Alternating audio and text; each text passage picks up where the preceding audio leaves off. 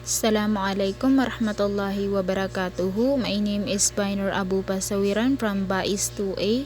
So the topic that was assigned to me is about the student of the imams. So before that, sino nga ba ang ating four imam? So Imam Abu Hanifa, Nu'man ibn Thabit, Imam Malik ibn Anas, Imam Ash-Shafi'i, Imam Ahmad ibn Hanbal.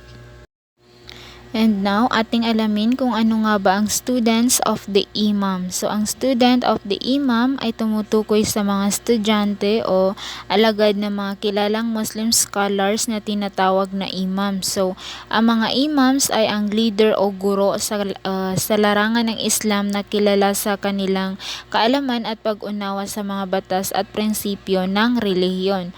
So, ang kanilang mga estudyante ay ang individual na nag-aaral at sumusunod sa kanilang mga aral at payo.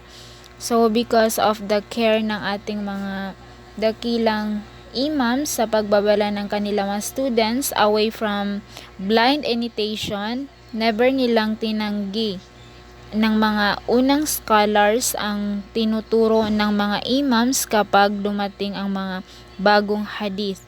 So, nagkaiba si Abu Yusuf at Muhammad ibn al-Hasan mula sa kanilang guro na si Abu Hanifa sa kanilang ikatlong bahagi ng mga patakaran ng kanilang madhab.